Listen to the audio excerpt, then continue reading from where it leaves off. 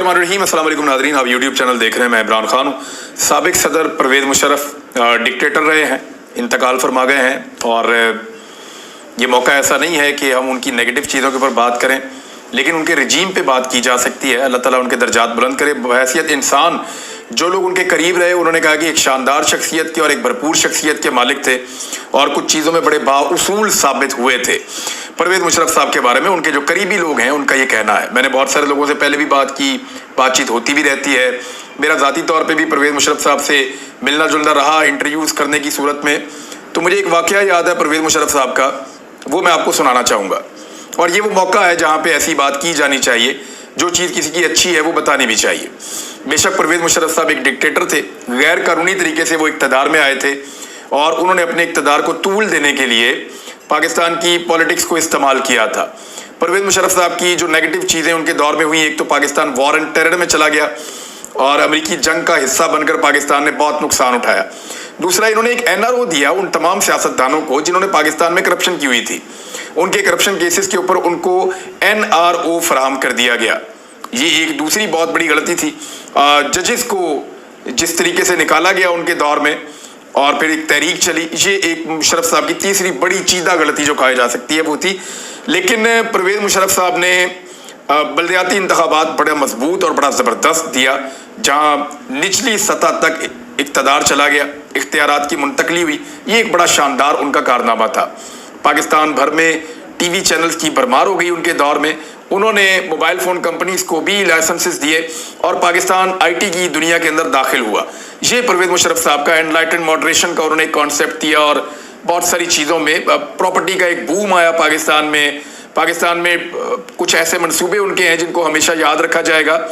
तो एक तरफ परवेज़ मुशर्रफ साहब के नेगेटिव और पॉजिटिव दोनों उनके दौर के मौजूद हैं, लेकिन एक डिक्टेटर होना एक ऐसी चीज़ है जो हर चीज़ पे पानी फेर देता है। क्योंकि जब आप आए गलत तरीके से हैं तो फिर आप अच्छे काम भी करें तो भी वो गलत ही तस्लीम किए जाते हैं। तारीख उनको ऐसे ही याद रखती है। लेकिन शख्सियत के हवाले से एक वाक़या मैं आपको याद दिलाता हूँ। मुझे अच्छी तरह याद है, मैं परवेज़ मुशर्रफ साहब का इंटरव्यू करने के लिए कराची में गया। ये वो टाइम है जब परवेज़ मुशर्रफ साहब पाकिस्तान वापस आए थे और अपनी एक पॉलिटिकल पार्टी बनाकर उस पॉलिटिकल पार्टी के ज़रिए से वो सियासत करना चाह रहे थे। परवेज़ मुशर्रफ साहब का मैं इंटरव्यू करने के लिए गया और वहाँ एक कमरा था जहाँ पे इंतज़ाम किया गया।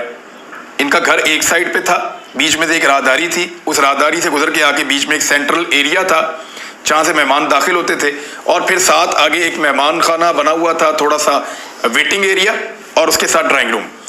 उस ड्राइंग रूम में मैंने परवेज़ मुशर्रफ साहब का इंटरव्यू करना था। वहाँ पे हम लाइटें वगैरह लगा रहे थे और कैमराज लगाकर बंदोबस्त कर रहे थे। जब मैं पहुँचा तो काम तकरीबन मुकम्मल हो चुका था। उस बीच में हमारी कोई लाइट ख़राब हो गई, मुझे आज भी याद है। वो लाइट ख़राब होने की वजह से मुझे मेरे स्टाफ ने कहा कि हमें कुछ 10 मिनट का टाइम चाहिए ताकि हम रिप्लेस कर लें और चीज़ों को सेट कर लें दोबारा से। तो रीसेट करने में हमें कोई टेक्निकल इशू है तो हमें 10 मिनट लगेंगे। तो उस तरफ से मैंने देखा कि परवेज़ मुशर्रफ साहब चलते हुए आ रहे थे। तो मैंने ये सोचा कि परवेज़ मुशर्रफ साहब आ रहे हैं तो इनके साथ बैठ के थोड़ी देर बातचीत करूँगा, 10 मिनट ज़ाया करूँगा, और उन 10 मिनटों के बाद यहाँ पे पूरा इंटरव्यू का माहौल तैयार हो जाएगा तो हम जाकर इंटरव्यू कर लेंगे। तो परवेज़ मुशर्रफ साहब सामने से आए, उन्होंने अपने सेक्रेटरी से पूछा जो वहाँ मौजूद थे कि क्या इंटरव्यू की तैयारी है।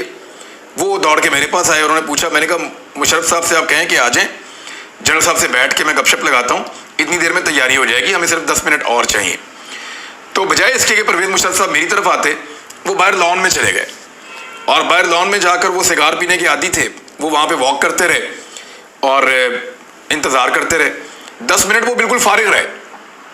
10 मिनट के बाद जब हमारी लाइट वगैरह सेट हो गई तो मैंने पैगाम भिजवाया और फटाफट वो भाग कर गए। उनके स्टाफ के लोग और परवेज़ मुशर्रफ साहब को बताया, वो आए और बैठ कर उन्होंने मुझे पूरा इंटरव्यू दिया।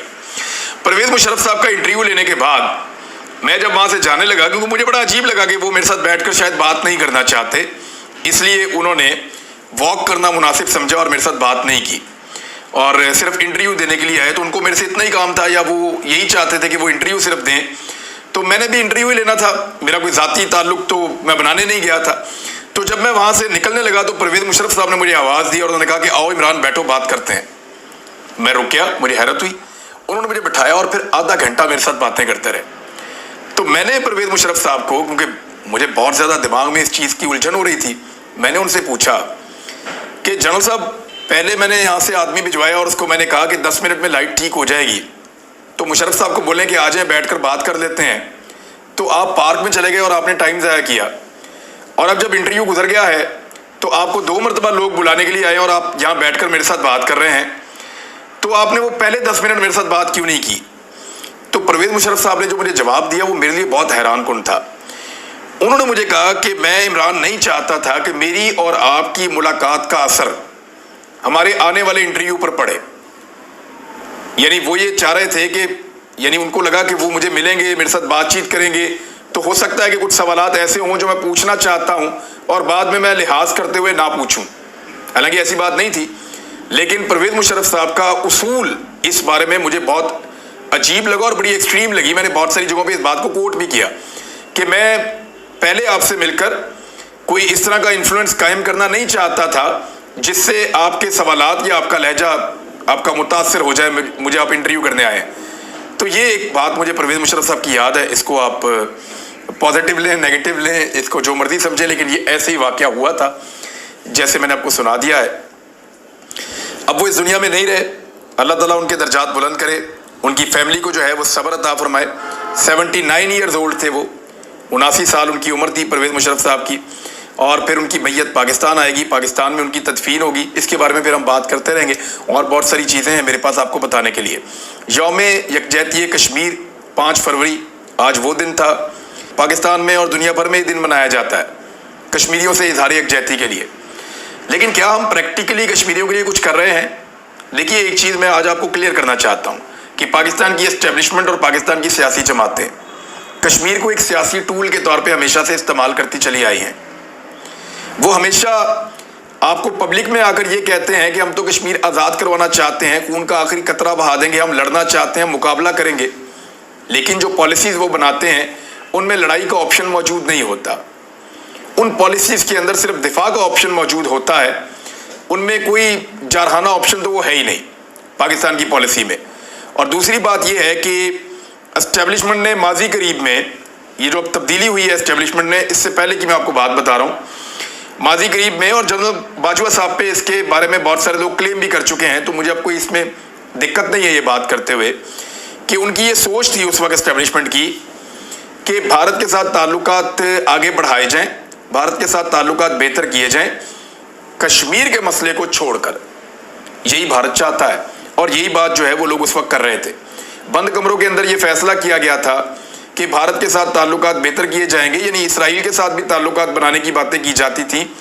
और ये एक इख्तलाफ राय भी था इमरान खान साहब के साथ उनका, कि इमरान खान साहब ये कहते थे जब तक कि कश्मीरियों को उनकी जुदागाना हैसियत वाला कानून वापस नहीं मिल जाता तब तक इमरान खान साहब ये कहते थे कि भारत के साथ ताल्लुकात नॉर्मलाइज नहीं होंगे। लेकिन इमरान खान साहब के ऊपर पाकिस्तान की एस्टेब्लिशमेंट मुबैना तौर पे बार बार, और मैंने खुद भी इसको सुना है, बल्कि मैंने इसके ऊपर प्रोटेस्ट भी किया था, एक सवाल भी पूछा था, ज़रा सख्त सवाल था कि 70 साल हमने कौम को एक चूरन बेचा है, तो अब जो है वो हम जाके लोगों को ये बताएं कि कश्मीर को छोड़ दो, भूल जाओ और भारत के साथ ताल्लुकात आगे बढ़ाओ। तो उस पर ये समझाने की कोशिश की जाती थी बार बार एस्टेब्लिशमेंट की जानिब से कि कश्मीर के ऊपर पाकिस्तान की पॉलिसी तब्दील होनी चाहिए। लेकिन आप देखिए कि तराने भी बनते हैं, नगमे भी बनते हैं, पॉलिटिशियंस भी नारे लगाते हैं, नारे बनते हैं, पोस्टर्स बनते हैं, दिन मनाए जाते हैं, लेकिन प्रैक्टिकली मैं आपको बता रहा हूँ कुछ भी नहीं है। कश्मीर की आज़ादी के लिए पाकिस्तान का मजबूत होना बहुत ज़रूरी है। पाकिस्तान एक कमज़ोर इकॉनमी है और पाकिस्तान इस वक्त कोई ऐसा एडवेंचर नहीं कर सकता जो भारत कर सकता है, क्योंकि भारत के पास एक बड़ी मजबूत और बहुत तगड़ी इकॉनमी है और उनके पास बहुत ज़्यादा पैसा है, उनकी मईशत बहुत तगड़ी है, उनके पास वसाइल बहुत ज़्यादा है। आप माने या ना माने, जज्बा अपनी जगह पे बहुत ज़रूरी है, लेकिन ज़मीनी हक़ाइक़ को आपको देखना पड़ता है। तो बहरहाल पाकिस्तान को अपने आप को मजबूत करने की ज़रूरत है। जब पाकिस्तान खुद बहुत मजबूत हो जाएगा तो फिर ये कश्मीर का मामला भी पाकिस्तान हल करने के काबिल होगा। बहरहाल ये एस्टेब्लिशमेंट की एक सोच थी जो मैंने आपको बता दी। दूसरी जानिब PDM की जमातें पूरी कोशिश कर रही हैं कि उनकी एस्टेब्लिशमेंट से कोई लड़ाई हो जाए। मैं आपको फिर बता रहा हूँ, PDM की जमातें पूरी कोशिश कर रही हैं कि उनकी किसी तरह से एस्टेब्लिशमेंट से लड़ाई हो जाए, क्योंकि अब उनको ये लगना शुरू हो गया है कि पाकिस्तान में जो भी सियासी जमात एस्टेब्लिशमेंट के खिलाफ जाएगी उस सियासी जमात को लोग ज़्यादा वोट डालेंगे। لیکن میرا ذرا تھوڑا سا مختلف سوچنا ہے. مجھے ایسا لگتا ہے کہ پاکستان کی اسٹیبلشمنٹ آج اس حالت میں اس لیے پہنچی یا اس کی مقبولیت اس لیے خراب ہوئی کیونکہ انہوں نے پی ڈی ایم کے ساتھ ہاتھ ملا لیا. میں اس کو ایسے سوچتا ہوں. اور پی ڈی ایم جو ہے وہ اب یہ سوچ رہی ہے کہ کسی طرح جنرل باجوہ کا نام لے کر, جنرل فیض حمید کا نام لے کر, یا یہ کہہ کر کہ 28 نومبر تک جو لوگ موجود تھے ان کی وجہ سے ہماری تو حکومت ہی نہیں تھی, ہمیں تو بہت تنگ کیا جا رہا تھا, وہ عمران خان کے سہولت کار تھے. یعنی مریم نواز نے بھی یہ کلیم کیا, رانا ثناء اللہ نے بھی یہ کلیم کیا, جاوید لطیف نے بھی یہی کہا, نواز شریف نے بھی یہی کہا. یہ سارے لوگ اب ایک نیا بیانیہ بنا رہے ہیں. 5 لوگوں کا میں نے آپ کو بتایا تھا جن کے خلاف اب چڑھائی کی جائے گی. جنرل باجوہ, جنرل فیض ان میں سے ایک ہیں, اور معزز عدلیہ کے بھی سابق جج صاحبان ہیں جن کے خلاف ایک بھرپور بیانیہ تیار کیا جا رہا ہے. اور کوشش یہ ہے پی ڈی ایم کی کہ اسٹیبلشمنٹ سے ایک جھگڑا ہو جائے اور وہ شہادت کا رتبہ لے کر الیکشن کے اندر جائیں. لیکن مزے کی بات یہ ہے کہ پاکستان کی اسٹیبلشمنٹ اب پی ڈی ایم کو یہ موقع دینا نہیں چاہتی, اور وہ ان کی مرضی پر انہوں نے چھوڑ رکھا ہے کہ جب دل کرے الیکشن میں چلے جانا. آئین سے باہر تو آپ جا نہیں سکتے, تو جب دل کرے آپ الیکشن میں چلے جائیے گا, تو ہم آپ کو کسی چیز سے نہیں روک رہے. اب جو کچھ بھی ہو رہا ہے وہ آپ کے سامنے ہے. تو وہ چاہتے ہیں کہ اسٹیبلشمنٹ سے لڑائی ہو, لیکن اسٹیبلشمنٹ لڑائی سے بچ رہی ہے. یہ نیا بیانیہ بکے گا یا نہیں بکے گا؟ سوال یہ پیدا ہوتا ہے کہ 25 مئی کو اسٹیبلشمنٹ نے ان کے ساتھ مل کر جو ظلم و ستم کیا ہے, کیا وہ سب لوگ بھول گئے ہیں؟ جنرل باجوہ کے حق میں پی ایم ایل این کا میڈیا سیل زبردست قسم کے ٹرینڈز بناتا رہا ہے سوشل میڈیا پہ, اور زبردست قسم کے ٹرینڈز چلاتا رہا ہے سوشل میڈیا پہ. یہ جنرل باجوہ کے دور میں ہوتا رہا ہے. جنرل باجوہ جب تک ریٹائر نہیں ہوئے بوٹ پالش میں کمی نہیں آئی. ایسے شاندار طریقے سے رگڑ رگڑ کے بوٹ پالش کیے ہیں اس پورے خاندان نے. میں شریف خاندان کی بات کر رہا ہوں, ساتھ میں زرداری صاحب بھی چھوٹا موٹا کرتے ہیں, لیکن وہ اس طرح بوٹ پالش نہیں کرتے جیسے شریف خاندان کرتا ہے. ان کا ایک اپنا مقام ہے بوٹ پالش کرنے کے اندر جس کو کوئی نہیں پہنچ سکتا. تو شریف خاندان نے جس قسم کے بوٹ پالش کیے ہیں جنرل باجوہ کے ان کی ریٹائرمنٹ تک, تو اب ان کو پتا چل گیا ہے کہ بوٹ بدلنے کا ٹائم آ گیا ہے. اب وہ جو بوٹ ہے اس کے اندر وہ طاقت نہیں رہی, وہ بوٹ اب ویسا نہیں ہے, لہذا ایک دوسرے بوٹ کو پالش کیا جائے. یہ اب ایک اس قسم کی مجھے لگتا ہے کہ ایک پالیسی ہے, اور اس وجہ سے ایک بیانیہ بنانے کی کوشش کی جا رہی ہے. تو مجھے ایسا لگتا ہے کہ جنرل باجوہ کی وجہ سے عمران خان کی مقبولیت نہیں بڑھی, یا پی ڈی ایم جو ہے وہ غیر مقبول جنرل باجوہ کی وجہ سے نہیں ہوئی, بلکہ general Bajwa P D M کی وجہ سے غیر مقبول ہو گئے ہیں, اور عمران خان کی مقبولیت بھی پی ڈی ایم کی وجہ سے بڑی ہے. تو پی ڈی ایم کو اپنا قبلہ درست کرنے کی ضرورت ہے. اب یہ سہارے ڈھونڈنے سے کچھ حاصل نہیں ہوگا. دوسری جانب جو جیل بھرو تحریک ہے اس میں ایک نئی حکمت عملی بنائی پاکستان تحریک انصاف نے, وہ حکمت عملی میں آپ کے ساتھ شیئر کر دیتا ہوں. جو اس وقت پاکستان کی جیلوں میں قیدی موجود ہیں, 116 جیلیں ہیں پاکستان میں ٹوٹل, یہ ڈان کی رپورٹ ہے. ویسے بھی اعداد و شمار تو یہی ہیں, آپ جہاں سے مرضی لے لیں. پاکستان میں ٹوٹل 116 جیلیں ہیں, اور جو قیدی اس وقت موجود ہیں وہ لگ بھگ 88,000 سے زائد 88,650 قیدی بتائے جاتے ہیں, لیکن اس سے زیادہ ہیں کیونکہ روزانہ قیدی اور آتے ہیں, کچھ کی بیلز ہو جاتی ہیں, تو وہ پھر اعداد و شمار جو ہے وہ ہزاروں کی تعداد میں بدلتا رہتا ہے. لیکن 88,000 یعنی 90,000 کے قریب قیدی آپ لگا لیں کہ پاکستان کی 116 جیلوں میں موجود ہیں. اچھا, یہ جو کیپیسٹی ہے نا جیلوں کی, وہ 65,168 کی کیپیسٹی ہے. یعنی 65,000 کی جیلوں میں کیپیسٹی ہے. جیلوں میں لگ بھگ 88,000 قیدی موجود ہیں. یعنی جو کیپیسٹی ہے اس کیپیسٹی سے لگ بھگ 23,000 24,000 زیادہ قیدی اس وقت جیلوں میں موجود ہیں. اب 24,000 قیدی پہلے ہی زیادہ موجود ہیں ان جیلوں کے اندر. اگر پاکستان تحریک انصاف یہ کہہ دیتی ہے کہ ہم 50,000 کارکنوں کی گرفتاری دینے جا رہے ہیں, جو انہوں نے حکمت عملی بنائی ہے وہ یہ ہے کہ سب سے پہلے مرحلے میں ان کے لیڈرز گرفتاریاں دیں گے, ان کے MPs M N A جو رہے ہیں وہ سارے جا کر گرفتاریاں دیں گے, اور ان کے بعد جو ہے وہ ہر صوبائی اسمبلی کے حلقے سے 500 کارکنان وہ اپنے آئی ڈی کارڈز وغیرہ کی کاپیاں لوگ جمع کروا رہے ہیں اور اپنے نام لکھوا رہے ہیں گرفتاری کے لیے. جو ولنگ ہے, بہت ساری خواتین نے بھی اپنے نام لکھوائے ہیں, وہ لوگ جائیں گے, جا کر وہ گرفتاریاں دیں گے.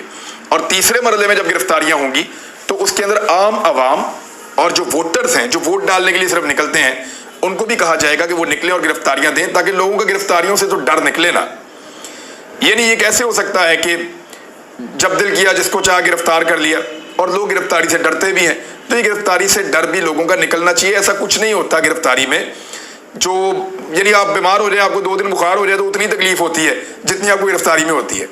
اور جب اتنے سارے بندے آپ نے گرفتار کر لیے ہیں, یعنی اکیلا بندہ پکڑا جائے گا تو اس کو مارتے کٹتے بھی ہیں, ذلیل بھی کرتے ہیں, چھوٹی جگہوں پہ بند بھی کرتے ہیں, گھٹیا حرکات کرتے ہیں.